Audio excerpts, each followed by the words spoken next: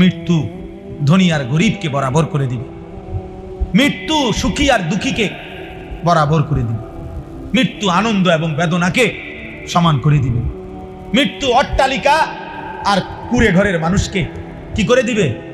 সমান সমান করে দিবে, সমান করে দিবে, সমান করে দিবে। ওই কিতাবে লিখছে যে ওমর ইবনে আব্দুল আজিজ যখন বলছে, হায় আমার বন্ধুদেরকে কি করেছ, আমার দোস্তদেরকে কি করেছ, আমি যাদের সাথে রাতের পর রাত গল্প করতাম, আমার সেই বন্ধুদেরকে তুমি কই নিছ হে মৃত্যু। তখন লিখছে মৃত্যু যেন ওনাকে বলতেছে ফিরাইয়া, কবর যেন ওনাকে ফিরাইয়া বলতেছে, ওমর ইবনে আব্দুল আজিজ শোনো, আমি তোমার বন্ধুর চোখ তার শরীর থেকে খুলে ফেলছি, আমি তার হাতের কোনই তার দেহ থেকে আলাদা করে ফেলছি, আমি তার পাও তার শরীর থেকে আলাদা করে ফেলছি, আমি তার গোশত তার হাড্ডি থেকে আলাদা করে ফেলছি, আমি তার দেহকে রেজা রেজা করে এই মাটির সাথে মিশাই দিছি। যদি কারো দিল থাকে তো সে বুঝবে কবর তাকে এটাই বলবে, যে বন্ধুকে কবরে রাইখা 6 মাস পরে 9 মাস পরে আইসো একদিন, দেখবা তোমার বন্ধুর কোনো চিহ্ন নাই, তোমার আপনজনের কোনো চিহ্ন নাই, তোমার স্বজনের কোনো চিহ্ন নাই, আমি সব রেজা রেজা করে দিছি, সব ছিন্ন ভিন্ন করে দিছি। অতএব ভাই আমার, বন্ধু আমার, দোস্ত আমার, আজকে আমার এটাই কথা, মৌতের স্মরণ করেন, চারিদিকের মৃত্যু দেখেন, প্রতিদিন মানুষের জানাজা, কবরস্থান, লাশ, মৃত্যু দেখেন। অথচ কেউ যদি নিজের দিল দিয়ে আল্লাহর কথা মনোযোগ দিয়ে শুনে, নিজের জন্য শুনে, অনেক সময় মানুষের মধ্যে অনুভূতি জাগে, হঠাৎ করে দিলের মধ্যে কম্পন তৈরি হয়, এবং আল্লাহ তাআলার দয়ায় হতে পারে এই হঠাৎ এই শুনবার দ্বারা তার জিন্দেগি বদলায়। অনেক কাহিনী আছে এই পৃথিবীতে, যে অসংখ্য অগণিত গুনার মধ্যে ডুবা ছিল, পাপের সাগরে ভাসছিল, আল্লাহর কালামের কোনো কথা, আল্লাহর কোনো কথা, সামান্য কোনো কথায় হয়তো কারো জিন্দেগি বদলায় গেছে, দিল বদলায় গেছে, জীবনটা পরিবর্তন হয়ে গেছে। এই জন্য ঝিনুক অনেক দিন বৃষ্টির এক ফোঁটার জন্য অপেক্ষায় থাকে, আল্লাহর কুদরতে হঠাৎ কোনো এক ফোঁটা ঝিনুকের মাঝে জমা হয়, তো নির্দিষ্ট এক ফোঁটা পানি পেলে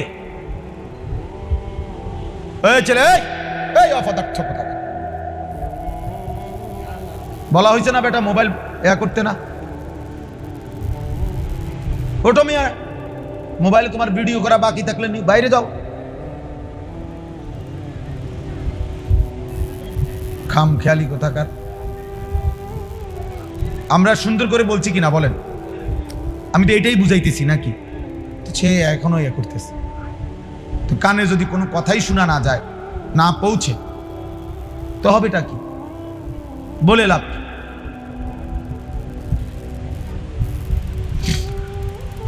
তো এই এক ফোঁটা পানির জন্য ঝিনুক অনেক দিন অপেক্ষা করে।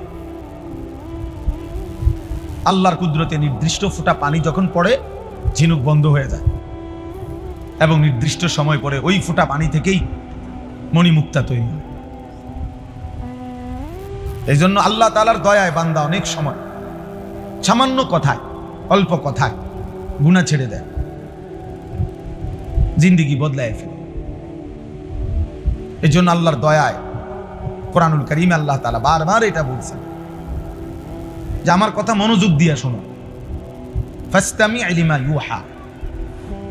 আল্লাহ মুসা নবীকে বলছে, বন্ধু মুসা, আপনাকে আমি এখন যেই ওয়াহী নাজিল করছি মুসা, সেটা তুমি মনোযোগ দিয়ে শোনো। কোরআনুল কারীমে আল্লাহ তাআলা বলছে, ওয়া ইযা কুরিআল কুরআনু ফাসতামিউ লাহু ওয়া আনসিতু। আমার বান্দা, যখনই তোমার সামনে কোরআন পড়া হয়, তুমি তা মনোযোগ দিয়ে শোনো এবং চুপ থাকো। আল্লাহ বলেন লাআল্লাকুম তুরহামুন। শ্রোতা আসছে এখন, তাহলে অবশ্যই তোমার উপরে রহমত বর্ষিত হবে। এই যে আল্লাহ বলছে তুমি চুপ থাকলে তুমি মনোযোগ দিয়ে শুনলে আমি আল্লাহ তোমার উপরে রহমত বর্ষণ করব। আর তাফসিরের মধ্যে আছে রহমত বর্ষণ মানে কি? রহমত বর্ষণ মানে হলো আল্লাহ তাআলা এই কথাগুলোর উপরে তোমাকে আমল করার তৌফিক দান। এই জন্য মনোযোগ, আমি এই বিষয়টা বেশি কঠোর। একেবারে আমার আপনি শত শত ওয়াজ শুনে দেখেন, আমি এটা কোনো সময় ছাড় দেই না। সবাই জানে এখন সদর বদর মানুষের আমি বলতে রাজি না, ও বুট খাইবেন, আপনি বাদাম খাবেন, বন খাইবেন, আর আমি ওয়াজ করব না, এত ব্যাক কলামি না। আপনি সরেন এন থেকে, আপনার বুট আপনি আলগা জায়গা গিয়ে খান। আমার এত শ্রোতা দিয়ে আমি করব কি? বুঝেন না কথা? আমার তো এটা নির্বাচনী জনসভা না, আমি তো কোনো প্রার্থী না, আমার কোনো মার্কা নাই। তো কাজেই আমার উপস্থিতি কম হইলেও আমার সমস্যা নাই, বেশি হইলেও সমস্যা। আমি তো ভোটের জন্য আসিনি, এটা নির্বাচনী জনসভা। এখন কথা বলেন না কেন? তাই আমার ভোট দরকার। যদি এটা হইতো যে আমার ভোট দরকার, এবারে এইতে খারাইয়া মুতে না বইয়া মুতে, আমার এত কিছুর দরকার কি? আমার ভোট দরকার, আমার দরকার ভোট না। আমি এটা ভাবি না, আমরা এটা ভাবি না। অতএব একজনের জন্য আল্লাহর কথা যে পরিমাণ গুরুত্বপূর্ণ, 1 লক্ষের জন্য সেই পরিমাণ গুরুত্ব হোক একজন, সমান গুরুত্ব, সমান গুরুত্ব। উল্টা গ্লাসে 1000 বছর পানি ঢাললো, সেই গ্লাস কোনোদিন পূর্ণ হবে না। যে গ্লাস উল্টানো, যেই বালতি উল্টানো, যেই জগ উল্টানো, তো সেই জগ বালতি গ্লাসে যদি আটলান্টিক মহাসাগরের পানিও যদি কি করা হয়, ফেলা হয়, তাহলে কি গ্লাস ফুটবে কোনোদিন? তাহলে উল্টা গ্লাসে কি পড়ে না? গ্লাস পড়ে না, পানি দিলে লাভ হয় না। এই জন্য গাফেল মানুষ, অমনোযোগী, সে শুনেই না, কথাটা শুনতেই চাচ্ছে না। তাকে আপনি 1000 বছর বললেও সে তো গ্লাস উল্টায় রাখছে, সে তো বালতি উল্টায় রাখছে। তার পরিবর্তন কিভাবে হবে? তার কলিজায় যাবে কিভাবে? এই জন্য খুব জরুরি এটা বিষয়। সব সময় আল্লাহর কথা মনোযোগী হবে, আল্লাহ তাআলা তখন আমলের তৌফিক। এটা বহুতই গুরুত্বপূর্ণ বিষয়। যার মধ্যে মনোযোগ নাই, গাফেল, ওর পরিবর্তন হয় না। পরিবর্তন 60 বছর হয়ে গেছে, এই যে ডকের এই ডকে। একজন মুসলমান 60 বছর পার হওয়ার পর তার চলনে বলনে, আচরণে, উচ্চারণে বায়জিদ বুস্তামি হয়ে যাওয়ার কথা, জুনায়েদ বাগদাদি হয়ে যাওয়ার কথা। কেন? এই চাষা আজকে 60 বছরে, না হয়তো আজকে 40 বছর কমপক্ষে জুমার নামাজের বয়ান শুনে সামনের কাতারে বসা, তাইলে 40 বছরে উনি কি পরিমাণ আল্লাহর কথা শুনছে। শুধু শুক্রবারের বয়ানটা খেয়াল করেন, 1 বছরে মোট 52টা জুমা, 52টা জুমা, তাহলে 52 বার সে আল্লাহর কথা শুনছে। প্রত্যেক জুমায় যদি 1 ঘন্টা বয়ান হয়, তাহলে 52 সপ্তাহ, এভাবে 40 বছর। এরপরেও ওমা চাষা স্বাভাবিকভাবে বিড়ি খায়, সিগারেট খায়, আগের মতোই চা দোকানে প্রত্যেক দিন টেলিভিশন দেখে, নাচ গান দেখে, নাটক সিনেমা দেখে, নর্তকীর ছবি দেখে। তাহলে এটা কি ধরনের বুড়া বলেন? এই বুড়াটা কি ধরনের বুড়া হইল? এটা এখনো প্রত্যেক দিন 60 বছর হয়ে গেছে, কথা কইলেই গালি দেয়, আগ করলে গালি ছাড়া কথা কইতে পারে না। এরকম অসভ্য মানুষ 60 বছরও যার আখলাক বদলায় নাই, এটা কি ধরনের মানুষ বলে? এখনো সুদ লয়, এখনো কিস্তি নেয়, তাহলে সে গুনাহ ছাড়বে কখন? উনি বুঝবে কখন? ওই চাচা বুঝবে কখন? বুঝা গেল এই 60 বছর ধরে কাফের, কোনোদিনও মূলত আল্লাহর কথা দিল দিয়া শুনে নাই, এটারে কোনো পাত্তাই দেয় না, এটা কোনো বিষয়ই মনে করে। ওনার ফুট বিদেশ, উনি কিন্তু এই সমস্ত হুজুরের চিন্তা করে ওনার 3 ফুট বিদেশ, ওনার বাইতুল্লাহর মধ্যে বিল্ডিং হয়ে গেছে, 3 বেলা খানা ঠিক আছে, এর অতিরিক্ত আবার নাস্তা, আবার চা দোয়ানে, বুট পেঁয়াজ আলু চপ, আবার রাত্রে বিরাতে সকাল দুপুর আপেল মালটা। তাহলে আল্লাহর রহমতে খানা সুন্দর, ঘুমও যায় আরামে, জি ফুট নায়নাতপুর যার মতো চলতেছে। কেউ আল্লাহ চিনুক বা না চিনুক, কেউ নামাজ পড়ুক বা না পড়ুক, পর্দা করুক বা না করুক, কেউ ফজরের নামাজ পড়ুক না পড়ুক, চাচায় মাতেও না লড়েও না, হেবড়ে হেবড়ার খানা, ওটা তো আফেল মাল টানা দরকার। বুঝেন না কথা? এখন পুত্রের বউর যে চরিত্র নাই, মেয়ে যে ফজরের নামাজ পড়ে না, ছেলে যে ফজরের নামাজ পড়ে না, ঘরের কেউ যে আল্লাহর কোরআন পড়তে জানে না, এটা তো ওনার দরকার নেই। ওনার দরকার হলো ভাত তরকারি। তো এটার তো আলহামদুলিল্লাহ ব্যবস্থা আছে, কাজে উনি খুশি। এটা গাফেল মানুষের কাজ, এটা ফালতু মানুষের পরিচয়, এটা গাফেল লোকের পরিচয়। উনি মনে করছে আর কোনোদিন উনি মরবে না, উনি মনে করছে আর কোনোদিন কবরে যাবে না, আর কোনোদিন যাবে না। না বাপ, বিষয়টা এটা না। সুখের দুনিয়াও শেষ হয়ে যায়, দুঃখের দুনিয়াও শেষ হয়ে যায়। 3 বেলা যার খানা ঠিক মতো থাকে তারও মৃত্যু হয়ে যায়, আর ঠিক মতো খানা যে পায় নাই সেও একদিন মরে যায়। বাসর রাতও ভোর হয়, ফাঁসির রাতও ভোর হয়, কোনো রাতই থেমে থাকে না। মৃত্যু এসেই যায়, মৃত্যুর যন্ত্রণা সত্য সত্য শুরু হয়েছে। আজকে সকালবেলা আমি একটা কিতাব পড়ছি, আরবি কিতাব। আরব বিশ্বের একজন বিখ্যাত, বর্তমান সময়ের সারা পৃথিবী আলোড়ন সৃষ্টিকারী যে কয়েকজন আরব দেশের আলেম লেখক, এর মধ্যে উনি একজন, ডক্টর আয়েজ আল কারনি। ওনার একটা বই, ওয়াজাআত সাকরাতুল মাউতি বিল হক, এই বইটার নাম। কোরআনুল কারীমের একটা আয়াত এটা। আল্লাহ তাআলা বলছে, নিশ্চিত সত্য যে সত্য সত্যই বান্দা মনে রেখো, মৃত্যুর যন্ত্রণা এসেই যাবে, শুরু হয়েই যাবে। যালিকা মা কুনতা মিনহু তাহিদ, আর এই মৃত্যু থেকেই তুমি প্রতিনিয়ত বাঁচতে চেয়েছিলে, পলায়ন করেছিলে, কিন্তু সেই মৃত্যু সত্য সত্য এসেই গেল। তোমার দাদাও মরতে চায় নাই, কিন্তু মরেই গেল। তোমার বাপও কোনোদিন মরতে চায় নাই, কিন্তু তিনি মারাই গেছে। তোমার দাদার বাপও মরতে চায় নাই, তিনি মারাই গেছেন। তোমার ফ্যামিলির যে মানুষগুলো কবরে, এরা কেউই মরতে চায় না, তাদেরও শেষ পর্যন্ত চিকিৎসা করা হয়েছে, চেষ্টা করা হয়েছে। হোমিও, অ্যালোপ্যাথিক, আয়ুর্বেদিক, কবিরাজি, দেশে বিদেশে বহু জায়গায় চিকিৎসা হয়েছে, কিন্তু মৃত্যু একদিন এসেই গেছে। মৃত্যুর যন্ত্রণা একদিন শুরু হয়েই গেছে। এই বিষয়টার উপরে উনি এই কিতাবটা লিখছেন। এত আজীব কথা, এমন আশ্চর্যভাবে লিখছেন, মহব্বতে পাগল করা কথা, পাগল করা মানে হৃদয় অস্থির করে ফেলার মতো। আমি সেই সকালে একবার এটা পড়ছি, কতক্ষণ। আজকে আবার আমার গাড়ি আসছে, রেডি হইতেছে বাসায়, আসরের পরে বিবি আমারে চা দিতেছে, এই সময় আমি আরেকবার পড়ছি, আবার গাড়ি দুইটা এখানে গাড়ি থামা পর্যন্ত এই কিতাবটাই পড়তেছি। কি কইল উনি, কি লিখ, আর ঠিক ওই আয়াতটাই এখন আপনাদের সামনে পড়ছি। এই যে আয়াত বইয়ের নামটা, সেইটাই আপনাদের সামনে আমি তেলাওয়াত করেছি। এজন্য দোস্ত, জওয়ান কিংবা বৃদ্ধ ছেলেরা, তোমাদেরকেও বলি, তালেবে ইলম তোমাদেরকেও বলি, আমাকেও বলি, এক চিরন্তন বাস্তবতা, এক অনিবার্য সত্য, এক চূড়ান্ত সত্যের নাম মৃত্যু। মৃত্যু, যা থেকে পলায়ন করতে, বেঁচে থাকতে সবাই চেয়েছে, কিন্তু কেউ পারে না, কেউ পারে না। প্রতিটা হাসি, প্রতিটা কান্না,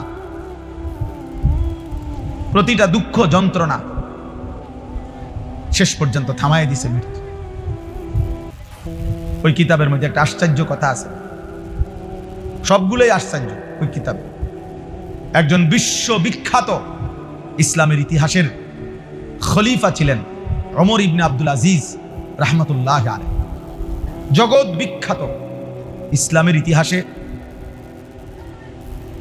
আল্লাহ নবী সাল্লাল্লাহু আলাইহি সাল্লামের 4 খলিফা, আবু বকর, ওমর, উসমান, আলী রিদওয়ানুল্লাহি আলাইহিম আজমাইনের পরে, 4 খলিফার পরে পৃথিবীতে সবচেয়ে বেশি সফল, মুত্তাকি, জনপ্রিয়, পরিচিত, আল্লাহ ভীরু যেই খলিফা ছিলেন মুসলিম বাদশাহ উনি হলেন এই ওমর ইবনে আব্দুল আজিজ। ওনাকে ইসলামের পঞ্চম খলিফা বলা হয়। এলেমে, আমলে, তাকওয়ায়, ফরহেজগারিতে, সর্বগুণে উনি ছিলেন একজন অনন্য, হিম্মতে, সাহসে, সব দিকে ওনার জীবনী অনেক সুন্দর। ওনার রাত দিন, খেলাফতের পূর্বে যখন খলিফা ছিলেন তখন সব সময় উনি শতভাগ তাকওয়ার উপরে ছিলেন, আল্লাহ ভীতির উপরে ছিলেন। তো ওই কিতাবে লিখছে উনি মাঝে মাঝে কবরস্থানে যাইতেন, আর কবরের দিকে তাকাইয়া তো মৃত্যুকে স্মরণ করতেন আর বলতেন ইয়া মাউতু। শোনেন মনোযোগ দিয়ে, উনি বলতেন ইয়া মাউতু মাযা ফাআলতা বিল আহিব্বা, হে মৃত্যু, হায় তুমি আমার আপনজনদের সাথে কি করলা। মাযা ফাআলতা বিল আহিব্বা, আমার ভালোবাসার প্রিয় মানুষগুলোর সাথে কি করলা তুমি। সবগুলো মানুষকে আমার থেকে নিয়ে গেলা। আইনাল আহবাব, আমার বন্ধুরা কোথায়, আমার সাথীরা কোথায়। এই নিজে নিজে বলতেন আমার ভালোবাসার মানুষগুলো কই। আমার আব্বা আমারে, আমার মনে আছে হোটেলে বৈশা চামচ দিয়া দিয়ে বুরিন্দা দে ছোট ছোট এগুলো খাওয়াইছে, কি পরিমাণ ভালোবাসতেন আমার বাপ। তো আমার আব্বা এখন কবরে।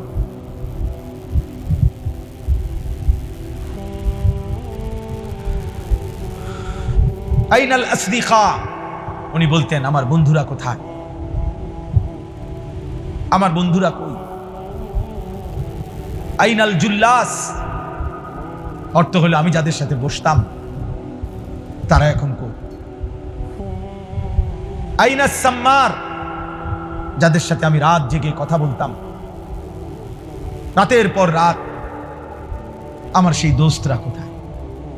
হায় কবর, হায় মৃত্যু, তুমি তাদেরকে কি করেছো বলো। এইভাবে তিনি চিৎকার করতেন আর মৃত্যুকে স্মরণ করতেন।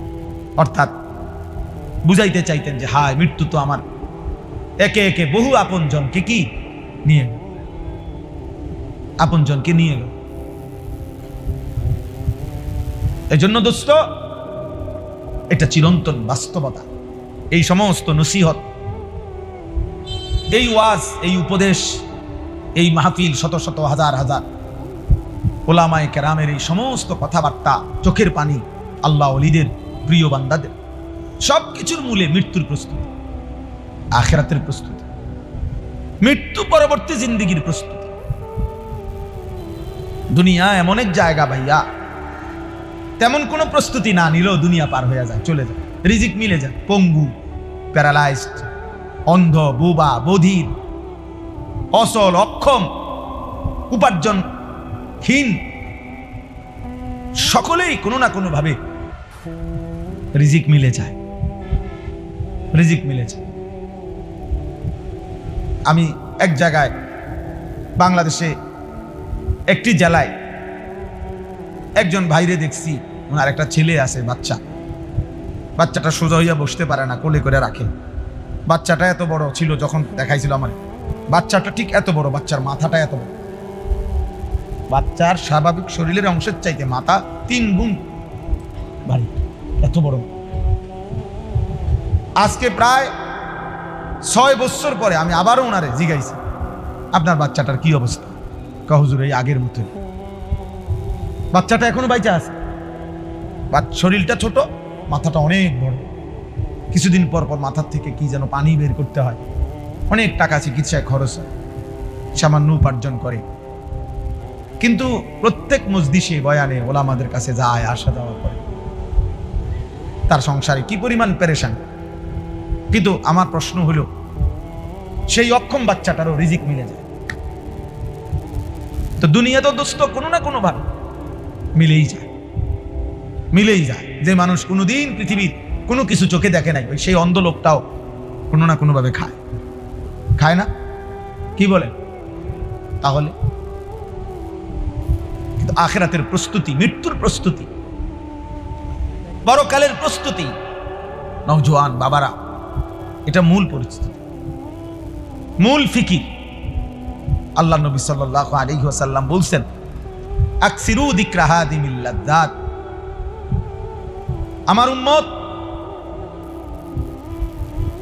ওই জিনিস বেশি বেশি স্মরণ করো যা তোমার সমস্ত স্বাদ, মজা, আনন্দ সব মিটায়া দিবে। ওই মৃত্যুকে বেশি বেশি স্মরণ। মৃত্যু একদিন আসবে যা তোমার জিহ্বার সব স্বাদ বন্ধ করে দেবে। আর গরুর গোশতের স্বাদ আলাদা, মুরগির গোশতের স্বাদ আলাদা, রুই মাছের স্বাদ আলাদা, ইলিশ মাছের স্বাদ আলাদা, এক এক শাকের এক এক তরকারির এক এক স্বাদ। এই ছোট্ট একটা জিহ্বা এক মহান মালিক কি পরিমাণ ভাবে সেটিং করে দিয়েছেন, যা লক্ষ আইটেমের খাবারও ভিন্ন ভিন্ন স্বাদ বলে দেয়। অথচ ঠিক এই সাইজের আরেকটা গোশতের টুকরা যদি এটা বদলাইয়া এখানে লাগান, ওই অনুভূতি মিলবে। কই এরকমই তো গোশতের টুকরা, আমার এই হাতের গোশত, পায়ের গোশত, সেখানে তো এরকম অনুভব হয়। তো আল্লাহ নবী সাল্লাল্লাহু আলাইহি সাল্লাম বলেন, সব স্বাদ, সব আনন্দ, সব মজা একদিন মিটিয়ে দেবে, নিশ্চিহ্ন করে দেবে, স্তব্ধ করে দিবে যেই জিনিস, তার নাম মৃত্যু। আকসিরু, আমার উম্মত বেশি বেশি স্মরণ, বেশি বেশি স্মরণ। যত আউলিয়া বুজুর্গ পীর মাশায়েখ যুগে যুগে ছিলেন, আছে এখনো, প্রত্যেক আউলিয়া মাশায়েখ পীর বুজুর্গরা তাদের মুরিদ অনুসারী ভক্তদেরকে যেই সমস্ত আমল দেয়, এই আমলের মধ্যে অন্যতম একটা আমল এটাও যে মৃত্যুর মুরাকাবা। মৃত্যুর মুরাকাবা সব পীরের কাছে, সব আউলিয়ার কাছে মানুষের জীবন সুন্দর হওয়ার জন্য, আল্লাহর ভয় তৈরি হওয়ার জন্য, কবরের ভয় তৈরি হওয়ার জন্য, জাহান্নামের ভয় তৈরি হওয়ার জন্য মৃত্যুর মুরাকাবা মানে মৃত্যুর স্মরণ, এটা একটা কার্যকর পরীক্ষিত একটি পদ্ধতি, একটি পদ্ধতি। আর কোনো কিছুতে এতটা দিল নরম হয় না। রাসূলুল্লাহ সাল্লাল্লাহু আলাইহি ওয়াসাল্লাম এই জন্য বলছেন, কাফা বিল মাউতি ওয়াইজান, ওয়াজের জন্য, নসিহতের জন্য, উপদেশের জন্য মৃত্যুর স্মরণ, মৃত্যুর কথা, এটাই যথেষ্ট। আর লাগবে না। মৃত্যুর স্মরণ করা, মৃত্যুর কথা মনে করিয়ে দেওয়া, এটাই ওয়াজের জন্য যথেষ্ট, যথেষ্ট। তা এই জন্য বললাম, হযরত আব্দুল্লাহ ইবনে আমর ইবনুল আস, আরেকটা উদাহরণ শুনেন, ওই কিতাবে আছে। নবী সাল্লাল্লাহু আলাইহি সাল্লামের বিখ্যাত সাহাবী আব্দুল্লাহ ইবনে আমর ইবনুল আস, ওনার আব্বা ফুত দুইজনই সাহাবী, মানে ওনার আব্বা আমর ইবনুল আস রাদিয়াল্লাহু তাআলা উনিও সাহাবী, ওনার ছেলে আব্দুল্লাহ ইবনে আমর ইবনুল আস উনিও সাহাবী, নবীজির সাহাবী দুজনই। এবং ওনার আব্বা এই আমর ইবনুল আস যিনি রাদিয়াল্লাহু তাআলা, সাহাবাদের মধ্যে সবচেয়ে বেশি বুদ্ধিমত্তা, কূটনৈতিক জ্ঞান, সূক্ষ্ম বুদ্ধিমত্তা, প্রজ্ঞা, বিচক্ষণতার যাদের মধ্যে ছিল, ওর মধ্যে উনি অন্যতম। হযরত আমর ইবনুল আস, গোটা আরব জানতো তখন যে আমর ইবনুল আসের বুদ্ধিমত্তা সবচেয়ে বেশি। মিশর বিজেতা রাসূলুল্লাহ সাল্লাল্লাহু আলাইহি ওয়াসাল্লামের সাহাবী, মিশর বিজয় করছিলেন ওনার নেতৃত্বে। অনেক অবদান ইসলামের জন্য, অনেক ত্যাগ, অনেক ঘটনা, অনেক কিছু ওনার আছে। আল্লাহ নবী সাল্লাল্লাহু আলাইহি ওয়াসাল্লামের ঘনিষ্ঠ সহচর সাহাবী ছিলেন এবং বেশি সময় নবীজির কাছাকাছি যারা থাকতেন, বিশেষ পরামর্শ দিতেন, নবীজি জিজ্ঞেস করতেন, এর মধ্যে উনি একজন অন্যতম। পরবর্তী 4 খলিফার আমলেও তিনি ছিলেন অন্যতম একজন উপদেষ্টা, রাষ্ট্রের, মুসলিম খেলাফতের এবং প্রাদেশিক গভর্নর, প্রদেশের গভর্নর ছিলেন। এরকম অনেক বিচক্ষণ, অত্যন্ত উঁচু মাপের সাহাবী ছিলেন আমর ইবনুল আস রাদিয়াল্লাহু তাআলা। তো ওনার মৃত্যুর সময় শেষ অবস্থা মুমূর্ষ, তো মৃত্যুর মুহূর্তে লাস্ট সময় এখনো রুহু যায় নাই, তবে মৃত্যু যন্ত্রণা শুরু হয়েছে। লাস্ট টাইম ওনার ছেলে এই কিতাবে আছে। ওনার ছেলে, ওই যে উনিও তো সাহাবী বললাম, আব্দুল্লাহ ইবনে আমর ইবনুল আস, উনি বলতেছিলেন ওনার আব্বাকে, সিফলি বিল মাউত, আব্বা মৃত্যুর যন্ত্রণা এখন কেমন লাগতেছে আপনার কাছে? আপনার এই শেষ হালাতটা আমার শেষবারের মতো বলে যান। চেনে কি তাই শুরুটা কি? মহিউদ্দিন ভাই, ওই বেটা তোমার মাদ্রাসার ছাত্র কই, তালে বেলেম কই, এ কদ্দুর জায়গার মধ্যে এত কাবজাব কেন আমি বুঝলাম না।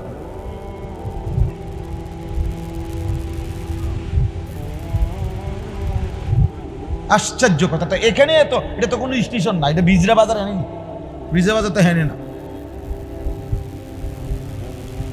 হযরত আব্দুল্লাহ ইবনে আমর ইবনুল আস বলতেছেন, আব্বা এই শেষ মুহূর্তে মৃত্যুর অবস্থা, যন্ত্রণা, সাকারাতুল মউত, আরবিতে কোরআনের ভাষায় মৃত্যু যন্ত্রণাকে বলে সাকরাতুল মউত। এইটাই আছে এই আয়াত, আমি শোনাবো আপনাদের। ওয়াজাআত সাকরাতুল মউত, এই শব্দটার নাম কি বলেন? সাকরাতুল মউত, মৃত্যুর যন্ত্রণা। প্রত্যেক মানুষের, একেবারে আল্লাহর সৃষ্টি সমস্ত ইনসানের মৃত্যু যন্ত্রণা হবে। একেবারে তিনি যদি সর্বশ্রেষ্ঠ আউলিয়া হয়, সাইয়্যিদুল আউলিয়া, সাকরাতুল মউত উনারও হবে। আবার সবচেয়ে বড় পাপী উনারও হবে। আমাদের প্রিয় নবী সাল্লাল্লাহু আলাইহি সাল্লাম, উনারও সাকরাতুল মউত, এই মৃত্যুর যন্ত্রণা হয়েছে। কিন্তু ওই যে বলে কারো কাছে ঝাল মজাদার, যদিও ঝাল খাইতেছে কিন্তু চোখ দিয়া পানি পড়ে, কিন্তু হে আরো খায়, তাহলে কিন্তু ঝাল তো লাগতেছে, ঠিক কথা বুঝেন নাই? ঝাল লাগতেছে এটা ঠিক, কিন্তু ভর্তাইটা এর কাছে এত মজা লাগতেছে যে চোখ দিয়া পানি পড়ে, কিন্তু হেঁটে এখনো খায়, এরকম আর। আর কেউ তো ঝাল দেখেই না না না না ঝাল ঝাল ঝাল ঝাল, তার কাছেও ঝাল ঝালেই। আর যে খুব মজা করে খাচ্ছে পাচ্ছে, তার কাছেও কি লাগতেছে? তাহলে সাকরাতুল মউত, মৃত্যু যন্ত্রণা হবেই হবে। সাইয়্যিদুর রাসূল আমাদের নবী সাল্লাল্লাহু আলাইহি সাল্লামেরও সাকরাতুল মউত হয়েছে, বিশুদ্ধ হাদিস, একেবারে বুখারী থেকে সব হাদিস আছে। তো ওনার আব্বা যখন এটা বললেন, উনি ওনার আব্বাকে, আব্বা আপনার এই মুহূর্তে শেষ অবস্থায় আপনার মৃত্যুর হালাত কেমন হচ্ছে? এই তখন তিনি বলছেন, আশ্চর্য উদাহরণ দিছে, ইয়া বুনাইয়া, হে আমার প্রিয় সন্তান, কাআন্না জিবালাদ দুনিয়া আলা সাদরি ওয়া ইন্নী আতানাফাসু মিন সাকবিল ইবরা। উনি বলতেছেন, হে আমার প্রিয় সন্তান, আমার মনে হচ্ছে বাবা, এই গোটা পৃথিবীতে দুনিয়াতে যত পাহাড় আছে, আল্লাহ সৃষ্টির যত পাহাড়, সবগুলো পাহাড় যেন একসাথে আমার বুকে চাপ দিয়ে রাখছে। কাআন্না জিবালাদ দুনিয়া আলা সাদরি, যেন দুনিয়ার সব পাহাড় আমার বুকে চাপ দিয়ে ফেলছে, চাপ দিয়ে ফেলছে।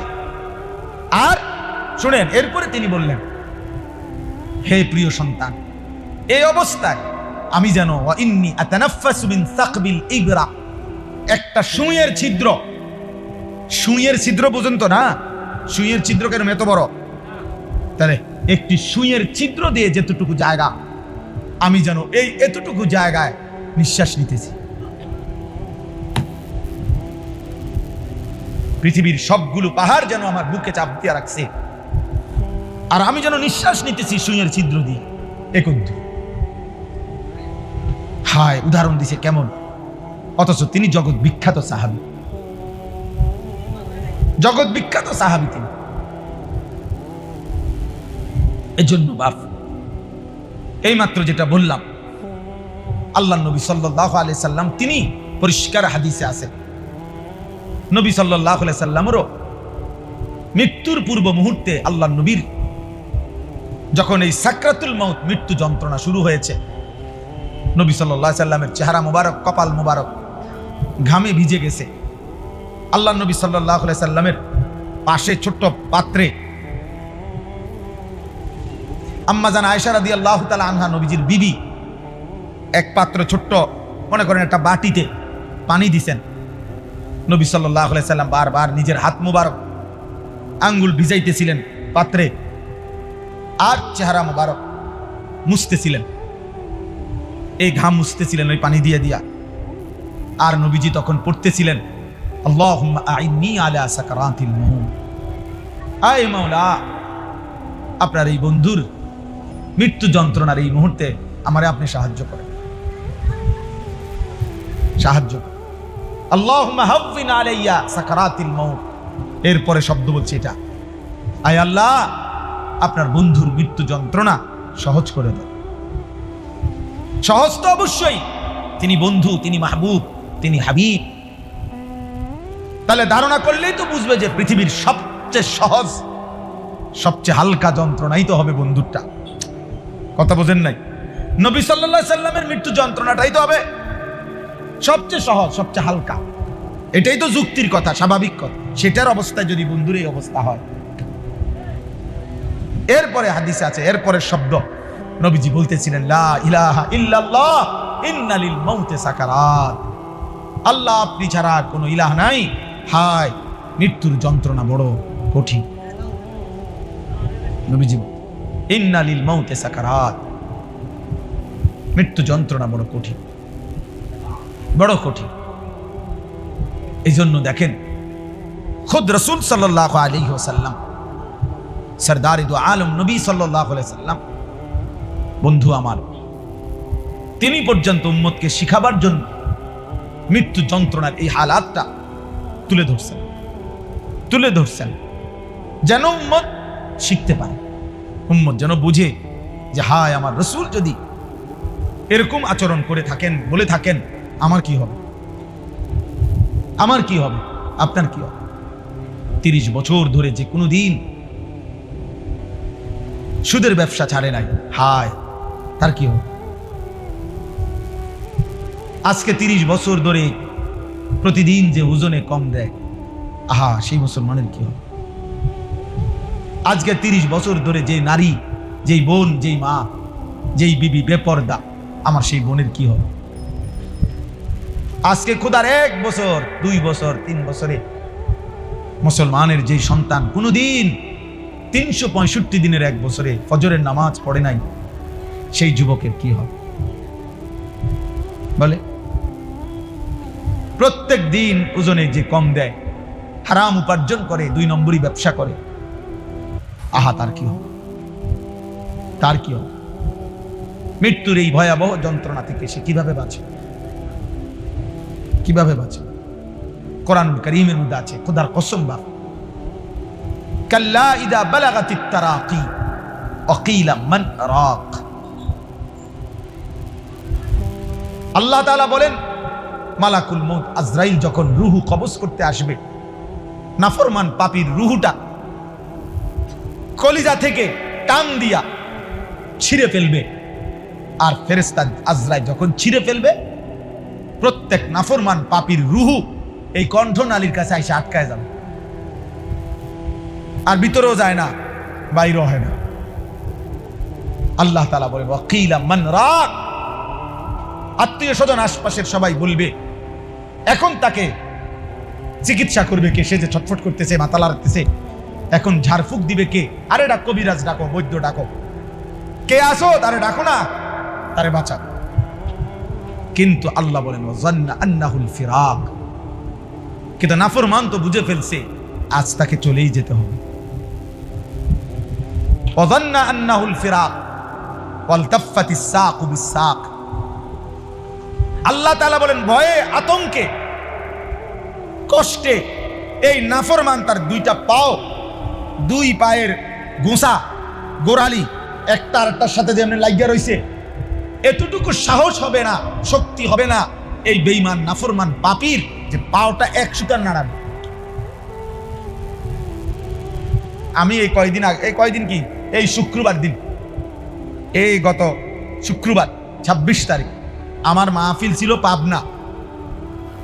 তা আমি ঢাকার থেকে গাড়িতে গেছি আরিচা ফেরিঘাট, আরিচা পাটুরিয়া ফেরির ঘাটে গিয়ে রাত্রে তখন 9টায়, বরাবর রাত 9টায় অন্ধকারে আমার জন্য ওনারা আপনার স্পিড বোট ঠিক করছে স্পেশালি। তো স্পিড বোটে আমার ওই পারে নিয়ে যাবে মাহফিলে। স্পিড বোর্ডে উঠছি আমরা 6-7 জন।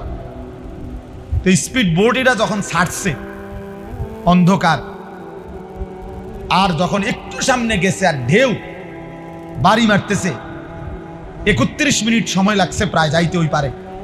বিশ্বাস করেন, আমি বুঝার জন্য বলতেছি, আমি যে ওই বোটের এক সাইডটা দৌড়ছি এমনি, আর লা ইলাহা ইল্লা আনতা সুবহানাকা ইন্নী কুনতু মিনাজ জালিমিন পড়তেছি মহিউদ্দিন ভাই, একটা সুতা, একটা ইঞ্চি আমি আর আমার পাও নাড়াই নাই।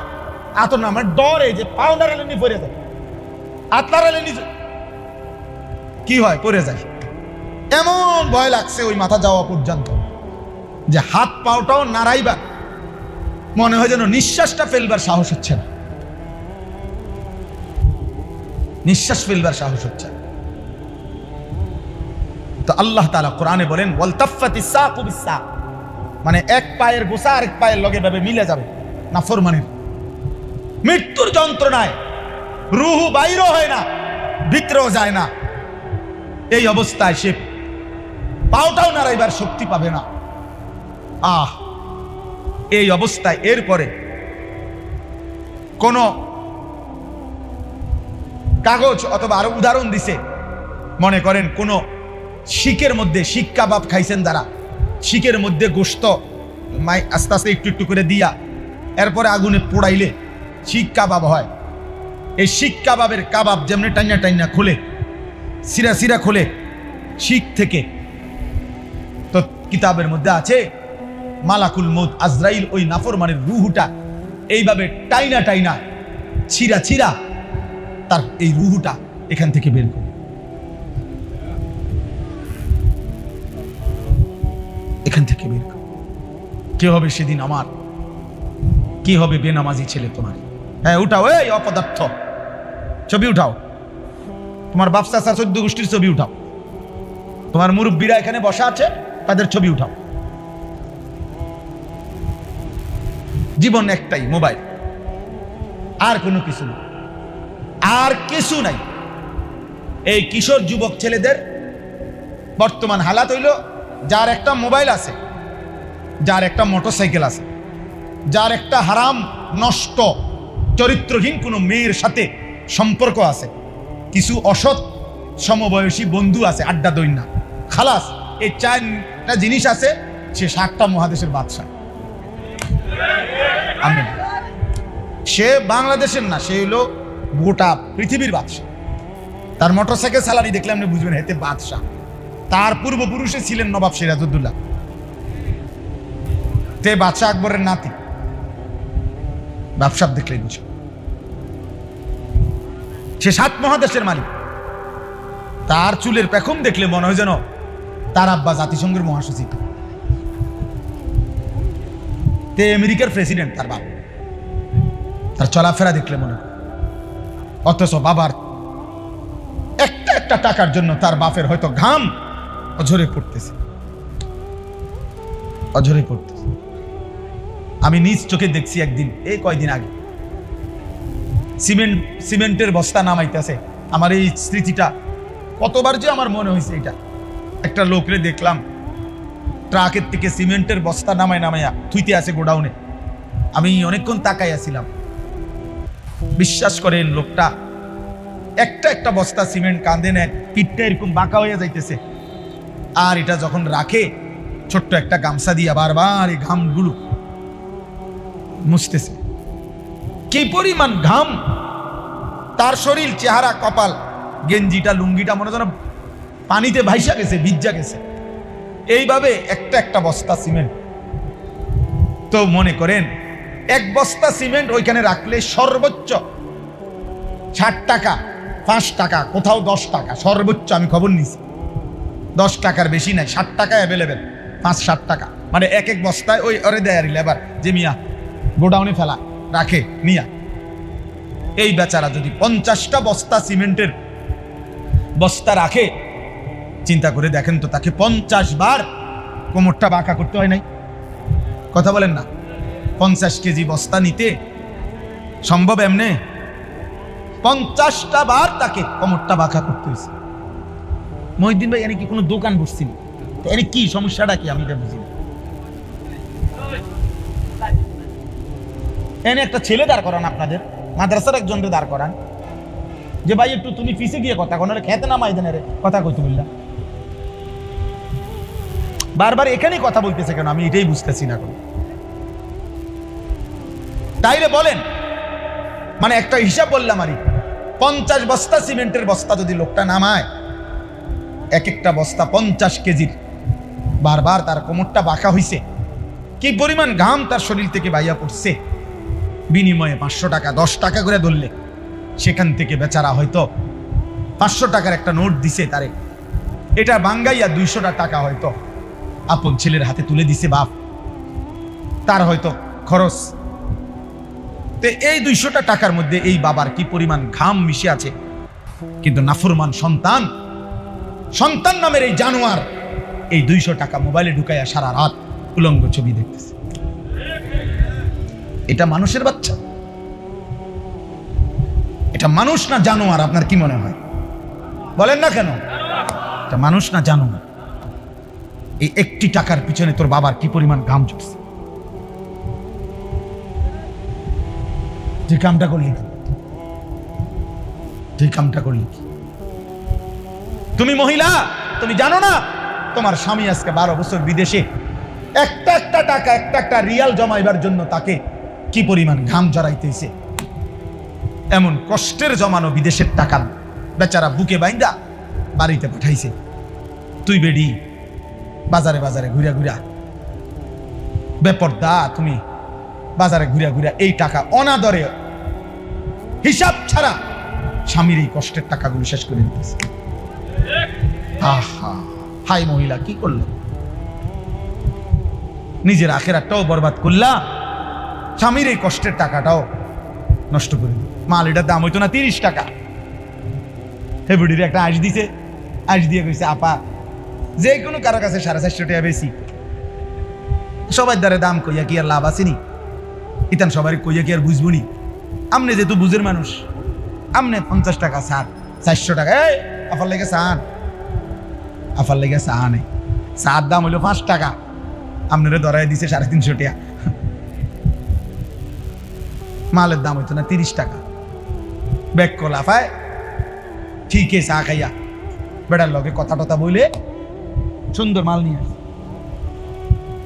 মাল নিয়ে আস। দোকানদার হিন্দু, হিন্দু যুবক, নাফরমান মহিলা মুসলমান, হায় হায় 10 মিনিট আধা ঘন্টা লাগাইয়া দোকানদারের লগে কথা বলতেছে। হিন্দু দোকানদারে চা আনছে, তুমি মহিলা তার দোকানের চা বসে বসে খাইতেছ, তোমার ইমানের কি হালাত? তোমার কোনো আখিরাত নাই বোন, তোমার কোনো কবর নাই, তোমার কোনো মৃত্যু নাই, এটাই শেষ কথা তোমার। তুমি আর কোনোদিন মরবা না। এই যৌবন, এই রূপ, এই শরীর, এটা নিয়েই তো তুমি অনন্তকাল থাকবা না।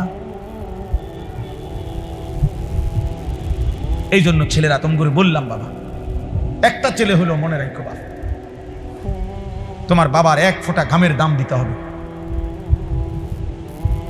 তোমার বাবার কষ্টের উপার্জনের 1 ফোঁটা ঘামের মূল্য তুমি আল্লাহর কাছে হিসাব দিতে হবে।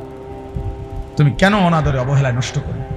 আল্লাহর দেওয়া প্রতি মিনিটের হিসাব দিতে হবে, প্রতি সেকেন্ডের হিসাব দিতে হবে, প্রতি শব্দের হিসাব দিতে হবে, প্রতি ঘন্টার হিসাব দিতে হবে। 1 সেকেন্ড আমরা আল্লাহর আড়াল করার সুযোগ আমাদের আছে তো? কথা বলে না কেন? আল্লাহ থেকে গোপন হওয়ার আমাদের সুযোগ আছে তো? আচ্ছা, নাই। অতএব বাপ, আমার কথা চলতেছিল,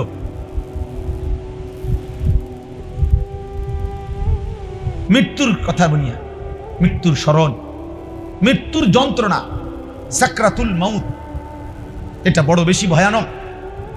আর এটা যদি এমন হইতো যে এমন যে ভাই আমার লোক আছে, আমনে আমার অসুবিধা হইতো না, আমি সরকারি দলের লগে আমার সম্পর্ক, হ্যাঁ আমার ক্ষমতা আছে, আমার টাকা আছে, আমি বাঁচার ব্যবস্থা আছে, এমন ব্যবস্থা কারো কাছে আছে? মৃত্যু ধনী আর গরিবকে বরাবর করে দিবে, মৃত্যু সুখী আর দুঃখীকে বরাবর করে দিবে, মৃত্যু আনন্দ এবং বেদনাকে সমান করে দিবে, মৃত্যু অট্টালিকা আর কুড়ে ঘরের মানুষকে কি করে দিবে? সমান সমান করে সমান করে দিবে, সমান করে দিবে। ওই কিতাবে লিখছে যে ওমর ইবনে আব্দুল আজিজ যখন বলছে, হায় আমার বন্ধুদেরকে কি করেছ, আমার দোস্তদেরকে কি করেছ, আমি যাদের সাথে রাতের পর রাত গল্প করতাম, আমার সেই বন্ধুদেরকে তুমি কই নিছ হে মৃত্যু। তখন লিখছে মৃত্যু যেন ওনাকে বলতেছে ফিরাইয়া, কবর যেন ওনাকে ফিরাইয়া বলতেছে, ওমর ইবনে আব্দুল আজিজ শোনো, আমি তোমার বন্ধুর চোখ তার শরীর থেকে খুলে ফেলছি, আমি তার হাতের কোনই তার দেহ থেকে আলাদা করে ফেলছি, আমি তার পাও তার শরীর থেকে আলাদা করে ফেলছি, আমি তার গোশত তার হাড্ডি থেকে আলাদা করে ফেলছি, আমি তার দেহকে রেজা রেজা করে এই মাটির সাথে মিশাই। যদি কারো দিল থাকে তো সে বুঝবে কবর তাকে এটাই বলবে, যে বন্ধুকে কবরে রাখা 6 মাস পরে 9 মাস পরে আইসো একদিন, দেখবা তোমার বন্ধুর কোনো চিহ্ন নাই, তোমার আপনজনের কোনো চিহ্ন নাই, তোমার স্বজনের কোনো চিহ্ন নাই। আমি সব রেজা রেজা করে দিছি, সব ছিন্ন ভিন্ন করে দিছি। অতএব ভাই আমার, বন্ধু আমার, দোস্ত আমার, আজকে আমার এটাই কথা, মৌতের স্মরণ করেন। চারিদিকের মৃত্যু দেখেন, প্রতিদিন মানুষের জানাজা, কবরস্থান, লাশ, মৃত্যু দেখেন।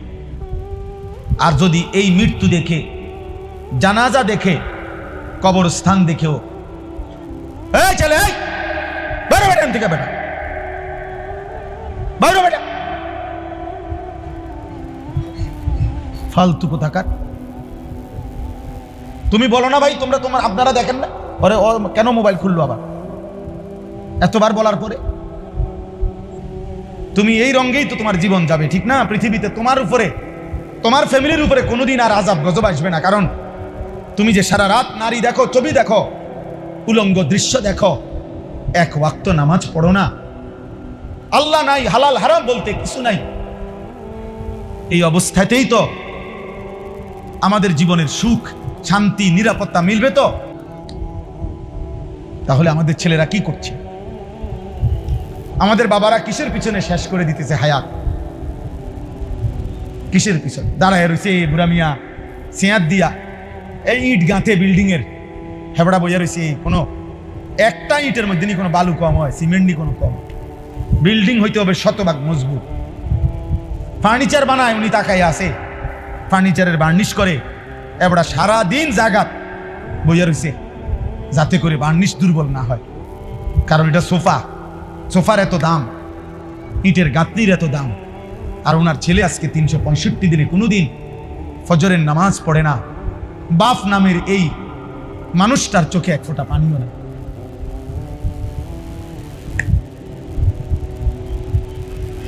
ওনার ছেলে সারা রাত মোবাইলে উলঙ্গ ছবি দেখে, ওনার ছেলের চুল দেখলে বোঝা যায় ওইটা বেঈমান, ওনার ছেলের চেহারা দেখলে বোঝা যায় ওইটা সুরত কাফেরের, মুশরিকের।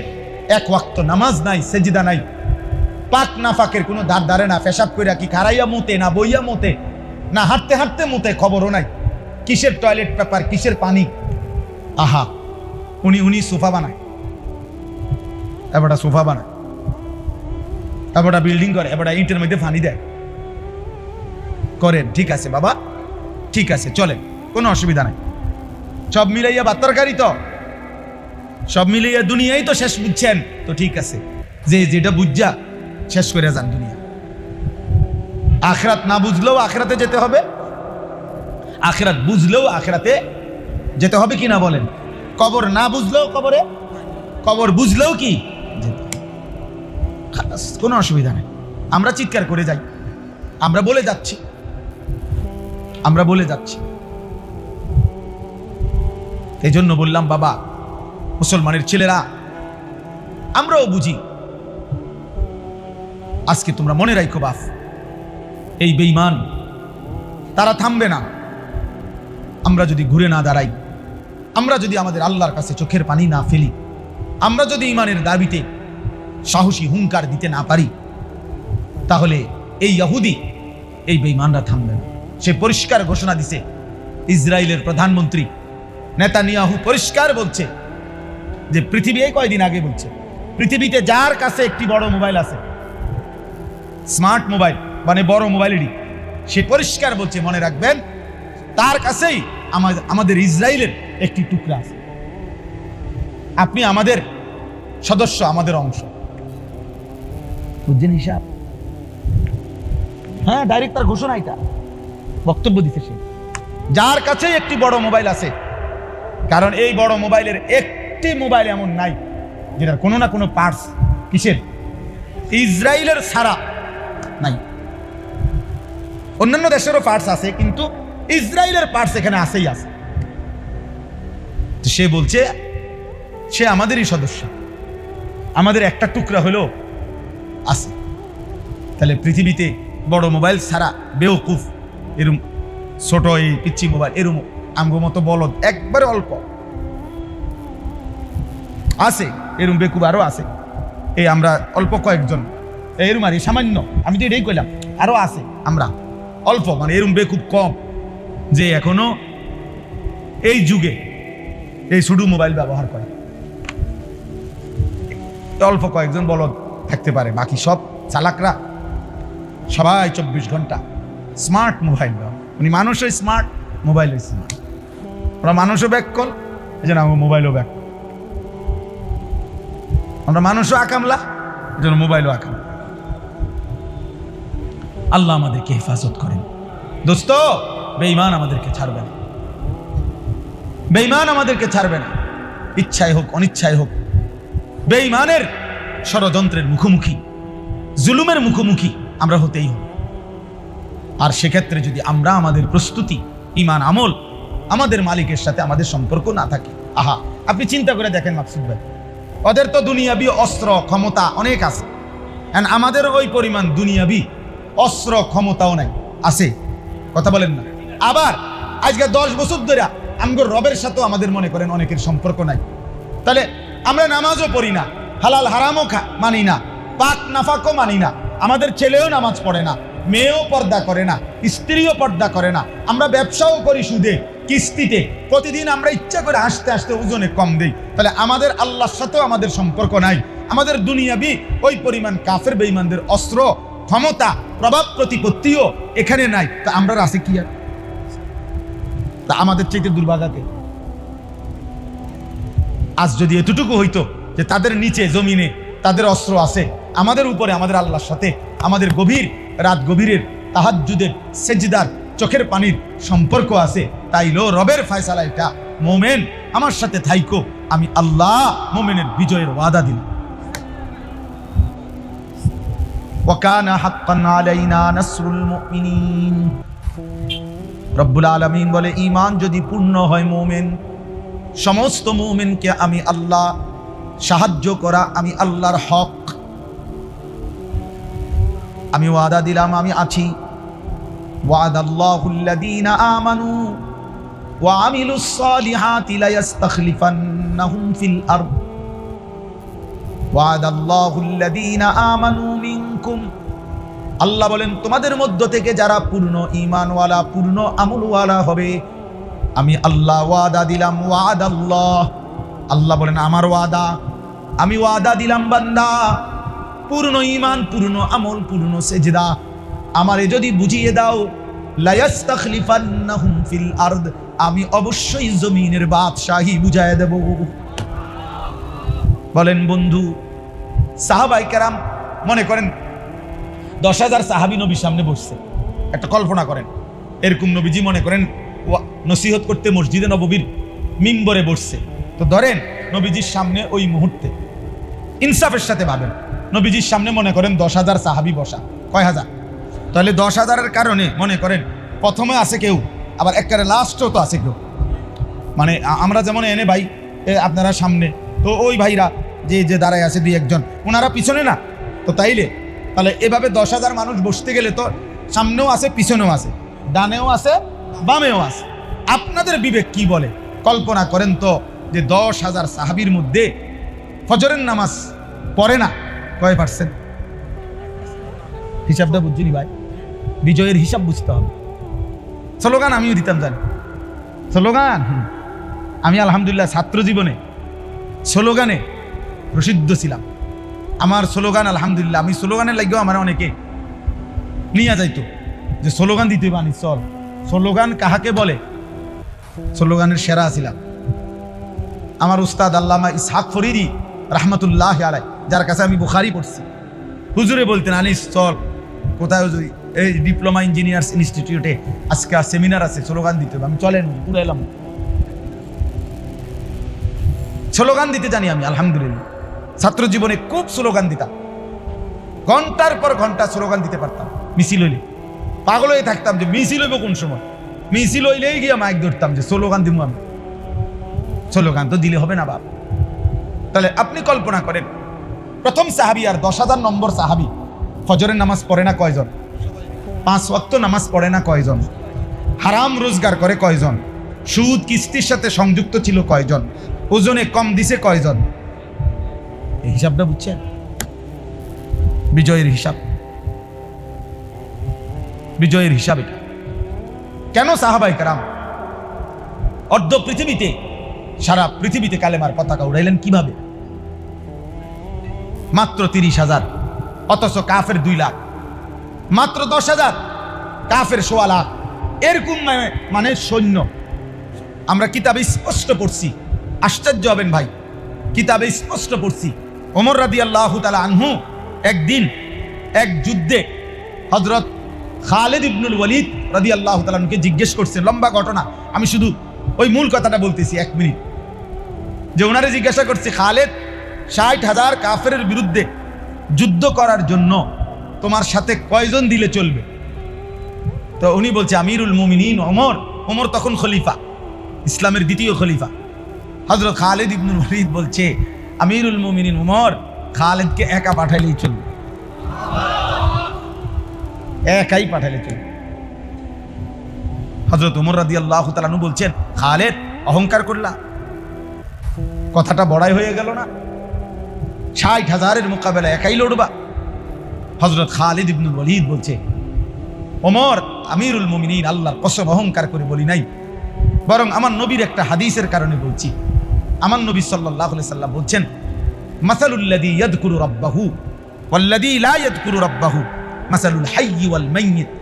নবী তো বলছে যে আল্লাহর জিকির করে, আল্লাহর ইবাদত করে, আল্লাহর স্মরণ করে, আর যে করে না, উভয়ের পার্থক্য হলো একজন জীবিত একজন মৃত। তা আমার তো ইয়াকিন আমিরুল মুমিনিন জীবিত তো শুধু আমি, 60,000 এগুলো তো মুর্দা। তো মরা মানুষ 60,000 হইলে কি আর 60 লাখ হইলে কি?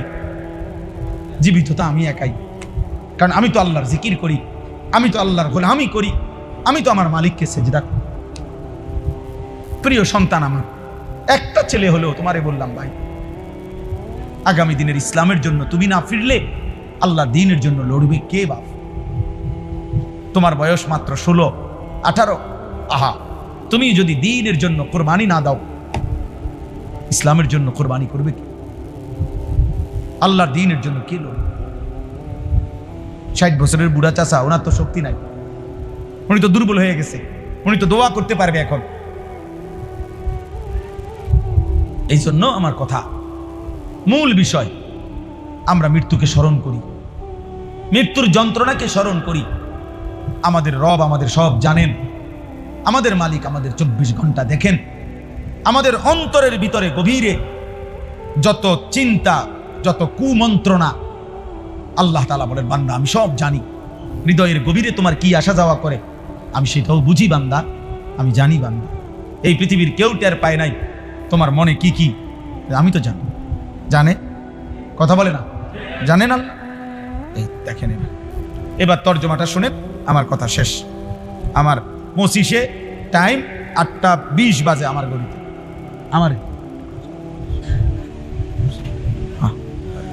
আমার জি দেখেন, এবার তর্জমাটা শুধু শুনে। আমরা যেহেতু এখানেই নামাজ পড়মু, 5 মিনিট দেরি হইলে কোনো অসুবিধা নাই, ঠিক না বলেন? নামাজ আমরা যারা পড়মু তাদের আর 10 মিনিট দেরি হলে অসুবিধা আছে?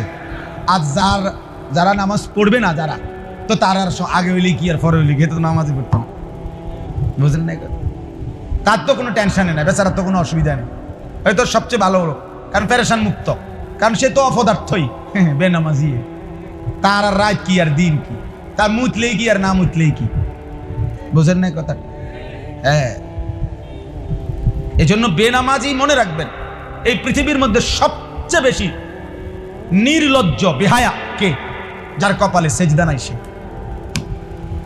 এটা মনে, পৃথিবীর সবচেয়ে নিকৃষ্ট বেয়াদব কে?